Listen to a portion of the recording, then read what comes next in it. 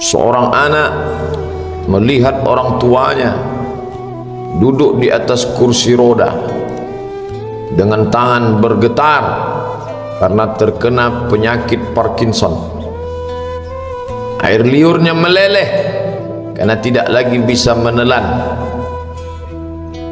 Dulu lehernya kokoh, kuat berbicara, tapi sekarang suaranya keluar merintih karena usia yang sudah lanjut. Di saat itulah si anak sadar ternyata ayahku yang dulu jenderal bintang 4 hari ini tidak lagi berdaya. Dia terduduk di atas kursi roda dengan tangan menggeletar, air liur meleleh.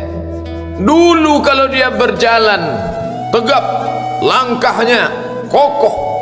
Kalau dia bersuara keras, anak-anak buahnya takut, menggeletar mereka menghadapnya. Tapi sekarang dia hanyalah seorang tua yang terduduk di atas kursi roda dengan tangan menggeletar, dengan air liur meleleh. Dia hanyalah seonggok daging yang akan membusuk. Kalau ruh sudah keluar dari jasadnya, dia hanyalah akan menjadi santapan cacing tanah. Foto-foto kenangan di masa muda, tersenyum dia memperhatikannya, tapi matanya pun tidak lagi terang melihat masa lalu itu. Semua tinggal kenangan. Dulu pasangan hidupnya, istrinya, sekarang hanya tinggal memori masa lama. Lalu apa yang akan dia bawa menghadap Allah Subhanahu wa ta'ala? Maka tak lain tak bukan adalah Allazi khalaqal mauta, dia yang menciptakan mati, wal hayata, dia yang menciptakan hidup. Untuk apa dibuatnya ada hidup ada mati? Liyabluwakum ayyukum ahsanu amala, untuk melihat siapa yang paling baik amalnya. Hari ini kita tidak duduk di atas kursi roda. Hari ini kita sedang sehat walafiat. Tapi banyak saudara-saudara kita di luar masjid sana yang dalam keadaan sehat walafiat, lebih sehat dari kita. Kenapa tidak bisa bersama dengan kita hari ini? Karena mereka sedang musafir. Allah membolehkan mereka untuk jamak takhir, untuk solat zuhur. Karena mereka di luar sana sedang sibuk, urusan yang tak mungkin ditinggalkan. Mereka pun dalam keadaan darurat. Tapi ternyata ada yang tidak musafir, tidak sibuk, sehat walafiat. Kenapa mereka tidak ada bersama kita? Ada satu nikmat besar yang dicabut Allah, nikmat istiqamah iman dan Islam. Oleh sebab itu hari ini nikmat besar itu ada dalam diri kita. Kita sehat walafiat, kita tidak musafir, tidak sakit, kita pula dalam keadaan akil dan baligh, sehat fisik, sehat mental. Tapi yang paling besar di antara nikmat itu adalah takut meninggalkan salat Jumat.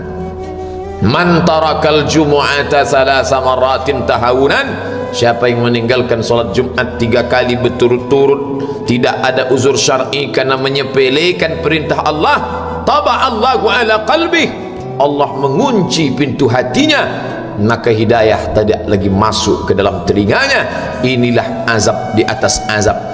Karena azab yang pertama kali itu di dalam hati. Khatamallahu ala qulubihim, hati terkunci. Setelah hati terkunci, wa ala sam'ihim, telinga tersumbat. Setelah telinga tersumbat, wa ala absarihim ghishawah, mata tertutup.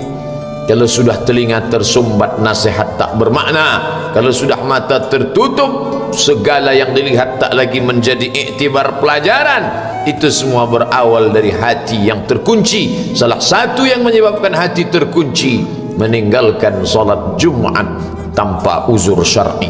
Nikmat besar diberikan Allah. Hari ini kita bisa duduk bersama di dalam rumah Allah. Idza nudiya lis-salati min yaumil jumu'ah, kalau engkau dipanggil melaksanakan salat Jumat, fas'au ila zikrillah, bersegeralah menyambut panggilan Allah. Wadharul bai', tinggalkan jual beli. Saudara kita yang terbaring di rumah sakit, Hari ini sayup-sayup suara azan dari masjid rumah sakit masuk ke telinganya. Dia menonton di televisi acara live solat Jumat, tapi saat itu dia hanya mampu terbujur kaku. Ruhnya masih ada dalam jasad. Anaknya tidak bisa berada di sampingnya karena security tidak mengizinkan keluarga berada di dalam ruang ICU. Dia duduk di dalam. Suara terdengar, azan bersahutan, hayya 'alas salah, mari salat, hayya 'alal falah, mari menuju kemenangan. Dia hanya bisa meneteskan air mata. Kenapa? Kalau dulu dia waktu sehat sempat beribadah, penyesalannya tidak terlalu banyak. Tapi kalau di saat sehat walafiat tak sempat untuk menempelkan kening ke lantai, tak sempat melangkahkan kaki ke rumah Allah, tak sempat mendengarkan khutbah, maka tak ada duka di atas duka. Air mata yang meleleh tak dapat mengembalikan masa lalu. Lan tarji'al ayyamul lati madat, yang lalu tak dapat diulang kembali. Air mata darah menangis, yang sakit tak akan sembuh, yang mati tak akan hidup. Penyesalan selalu datang di akhir perbuatan. Belum pernah orang menyesal sebelum perbuatan berlalu. Selalu penyesalan di akhir. Di saat itu penyesalan tak lagi bermakna. Apa kata mereka ketika melihat azab Allah? Rabbana, hai Tuhan kami, ya Rabb kami, absarna, mata kami sudah melihat azab, wa sami'na, telinga kami sudah mendengar suara tangisan, teriakan, pekikan di dalam neraka. Farji'na, kembalikan kami lagi ke dunia, na'mal salihah, kami ingin beramal saleh, inna muqinun, kami yakin seyakin-yakinnya. Tapi saat itu penyesalan tak lagi bermakna, karena dunia tak mungkin utuh semula, karena sudah menjadi sunnatullah yang lampau tak akan kembali.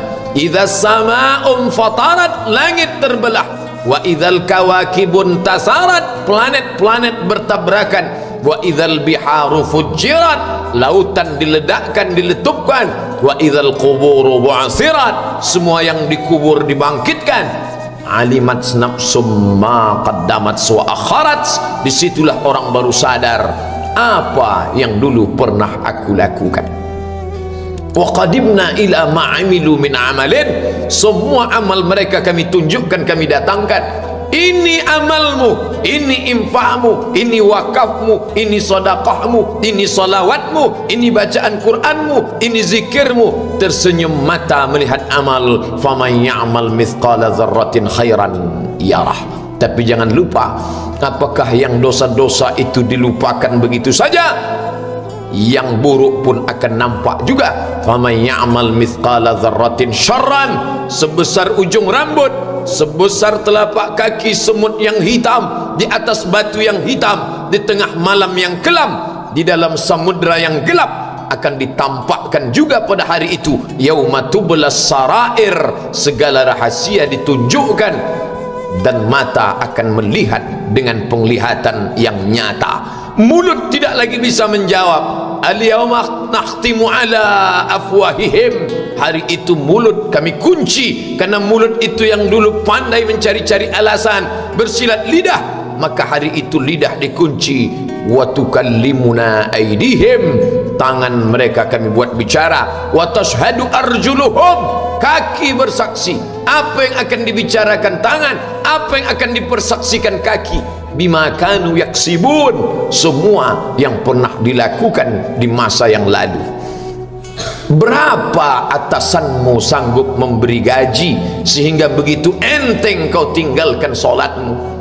Apa yang dijanjikan istrimu sehingga begitu enteng kau berikan yang haram, hanya rayuan sesaat, padahal dia pun akan meninggalkanmu sebelum masa tua tiba. Apa yang dijanjikan anak-anakmu? Ayah, kami akan menjagamu di hari tuamu nanti, maka berikan kami yang kami inginkan, belikan kami rumah yang besar, belikan kami kendaraan yang mewah, nanti setelah hari tua kami akan menjagamu, kata mereka. Tapi setelah kita tua, dosa-dosa begitu banyak terkumpul, mereka pun meninggalkan kita di panti jompo yang penuh dengan kesunyian, hening, sepi, suara cucu tak terdengar menangis karena mereka pun malu mengakui kita sebagai orang tua. Suapkanlah yang haram ke mulut mereka, berikanlah yang batil ke dalam perut mereka. Itu hanya akan menjadi azab di dunia sebelum hari kiamat tiba. Ish ma syi'ta, hiduplah sesuka hatimu.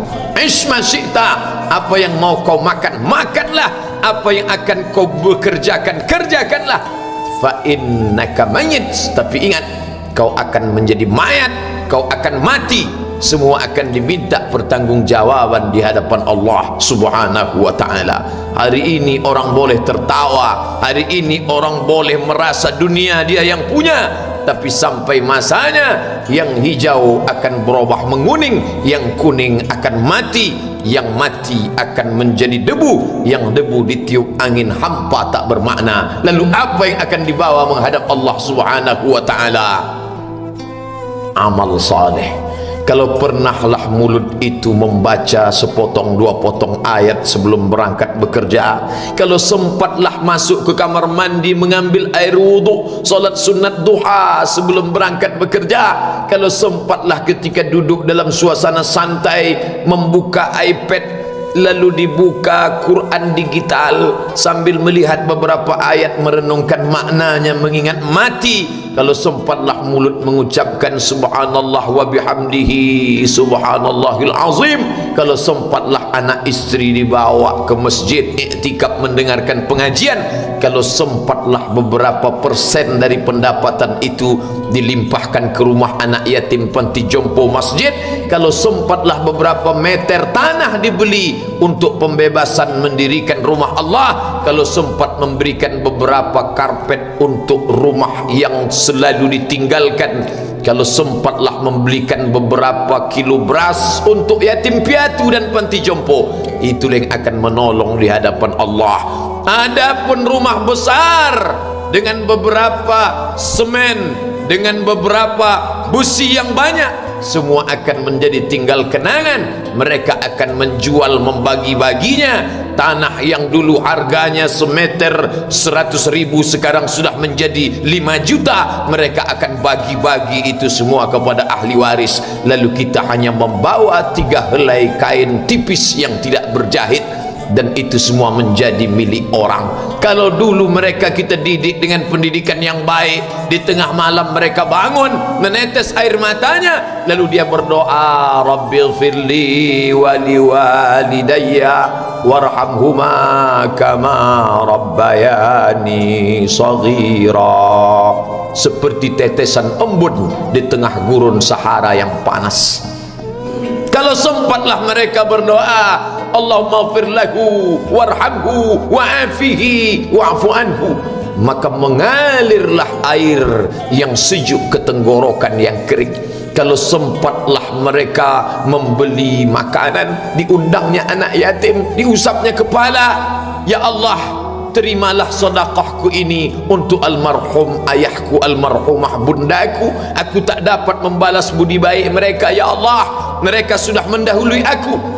Maka akan mengalirlah itu sebagai perlipur lara di tengah alam barzah sementara kiamat tiba. Tapi kalau mereka hanya dididik dengan keduniawian, dididik dengan kemewahan, disumbat mereka dengan materi, tak pernah diingatkan pada mati, ketika kita mati, mereka pun juga akan mati perasaan ingatannya. Paling celaka lagi, mereka mengingat kita dengan mengantarkan bunga, mereka mengingat kita dengan pakaian hitam, mereka mengingat kita dengan suara musik, mereka mengingat kita dengan memajang foto kita besar-besar di dalam rumah. Dan itu hanya menjadi penghalang rahmat Allah turun, tidak berkesan sedikit pun. Mereka sedang menyangka kalau dinyanyikanlah lagu kesenangan kita, terobat rindu hatinya. Kalau dipajangnya foto kita, dilingkarkannya karangan bunga, puas rindunya. Padahal itu tidak membuat pengaruh apapun kepada kita di alam barzah. Maka sayang, buatlah sayang yang mengingatkan sesudah mati. Kalau rindu, buatlah kerinduan yang membuat dia akan tetap mengalir sebagai satu amal sesudah kematian. idza matal insan, kalau manusia mati, inqata'a, dulu rajin membaca Quran berhenti, dulu rajin salat tahajud berhenti, dulu rajin menghatamkan segala yang baik-baik berhenti, tapi ada yang tetap mengalir. Di antara yang mengalir itu adalah sedekatun jariyah,